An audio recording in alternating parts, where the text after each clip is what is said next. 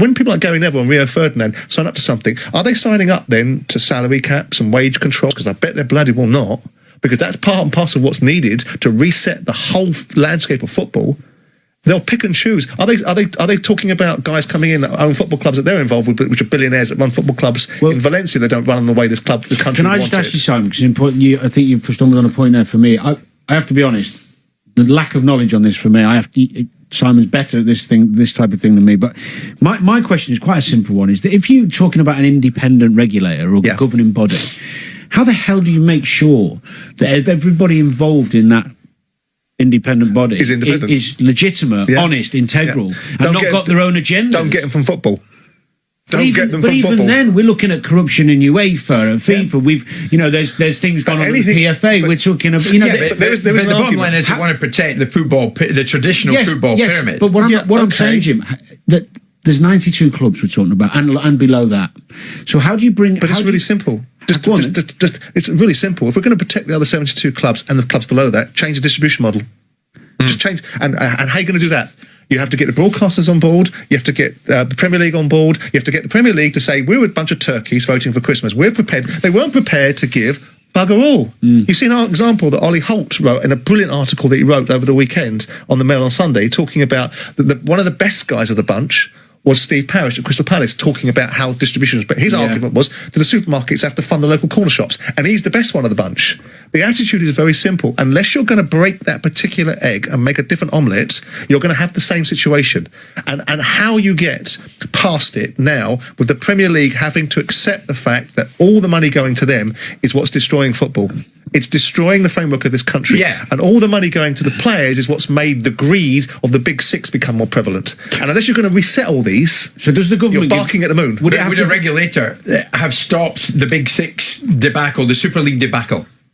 If that had been in place by now? Well, it depends how you change the framework of because club ownership. Because they're a lot of themselves, aren't they? They can, if Chelsea, Manchester United, Liverpool and Arsenal all want to leave the Premier League, then it almost provides the argument that they are very important in the first place. So it's trying to find that balance, because everyone was terrified of them leaving, because ultimately the blueprint is that it destroys the rest of football. Because on one hand we say they're not the big six, on the other hand we're terrified that they leave because they'll take away all the revenues with them. Would a regulator have controlled that? No, the Premier League could have controlled that, because they did. Because the Premier League didn't. Well, they did. They stopped them from doing it. They would have thrown them out. How does the regulator become as powerful enough? Is that government? It's legislation, isn't it? So legislation comes in place. The problem is that FIFA there'll be a challenge if a UK government legislates and changes the landscape around football legislation. So we're in very difficult territory here. Yeah, I mean, something had to happen though after the botched Super League, and this is the something. But this wasn't it, Jim. This was already on the. This was something that was already being done. That's not this independent regulation was put in last summer by David Bernstein. He came on our show and talked about the need for an independent regulator and asked me would I be interested in getting involved in it, and I said not particularly with the people that you've got around you, right? So I don't like it. I think there are people that will get involved in this that have big agendas that are hypocrites. So I don't want to be involved in that, because I think it's another power grab for another set of people that will have David Bernstein was the chairman of the FA. God love David, I like him very much, and I thought he was the most effective FA chairman ever, or certainly in recent times.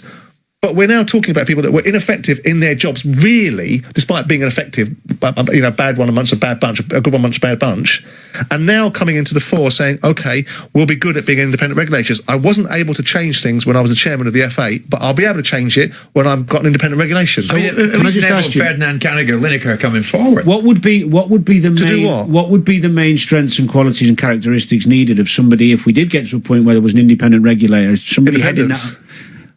But to do what? Great communicator, good at financial background. What are we looking at? Or a group of people? We are really only arguing about one. The reasons we're saying the football model is broken is because of the fact that the Premier League came into existence and went into the ether, right, and left everyone behind economically. So what we're talking about is, do we want a fans charter? Do we want better seats inside the stadium? Do we want a fans charter for pricing policies? Do we want to tell private businesses, to some extent, which football clubs are, although they're in a public domain, how they price for fans? Do we want government involvement on how legislation, because you don't want that. You do not want a regulator. Can they legally do that?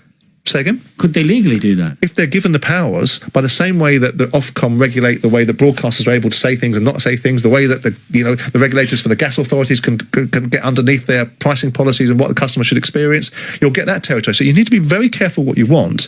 But this is all about distribution and fairness of distribution. And do you think it's too late because that ship has sailed? Well, I think it's currently. If you're Never too late. if you're saying that Sky have just signed, we just announced that Sky have signed a new deal, yeah. right? And all that money stays as it is, right? So it's now moved from 10% for 72 clubs to 11%. Well, that'll fix it. And then when you try to fix the idea that we need to control player salaries, along come the players' union and say we need to make that illegal because that's not fair and proper.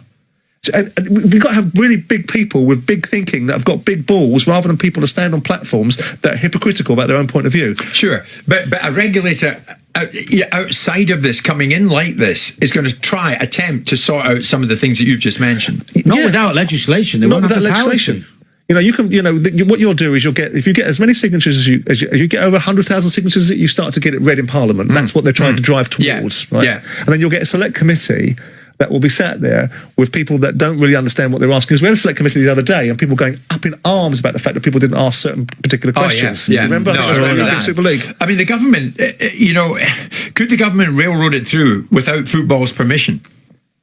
Be very difficult.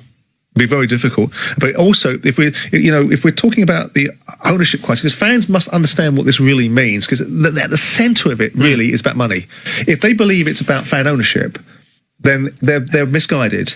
It will be about how we distribute properly. Because the one thing that came out of Project Big Picture that set a blueprint was a 25% distribution of money down to the Championship, League One and League Two. Yeah. Now, if you can distribute down what you want. Alan Sugar made a very salient point the other day, amongst a variety of salient points. It doesn't matter how much money you give them. If you don't get the governance right, it'll still be in the same situation. You give them £10 million a year, £10 billion a year rather than two. It'll still be the same problem unless you get the fabric right. But then you've got to look at the people that are involved in it and say, are these people advancing it the right way? Is there an honest focus behind some of the thinking behind this? And I do question it, Jim. Sure, but if anybody can add to the weight and the force of a regulator, it's you. I mean, would you not be interested in signing up to it, Simon, to attempt to get this thing up and running so that there is a fairer share around the pyramid? I would be interested in doing it if the people that were involved, in my view, were of a better quality. Sorry, you might Quality think or integrity? Bit of both. Because that's the Bit key of to this. I think we all agree on one thing, don't we? Protecting the football pyramid and changing the distribution. I am the biggest campaigner. I've sat here for 18 months saying, oh, lovely, because everyone's getting up in arms about the top six. Oh, that's outrageous. But what about the other 14 clubs that couldn't give a monkeys about the No, I just wanted to reiterate a point that although you're making some objective points, the fact is you, like every one of us, cares about the football pyramid, and actually whatever we need to do. I think we're entitled to better. We are entitled to far better. We're entitled to far better from the players, from the managers, from every aspect of football than we currently get at times. Sign up to it. Go on. Listen, you've got enough voices there. Jim White and Simon Jordan, Monday to Thursday morning, 10 till 1. On AM, on DAB, via the TalkSport app and on your smart speaker. TalkSport.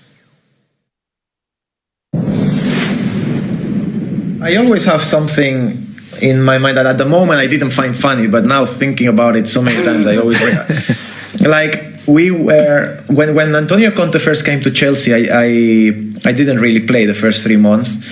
He made it clear that he wanted another type of midfielder, strong, physical. They signed Kante, and Matic was playing. So Matic, we had to play. I didn't play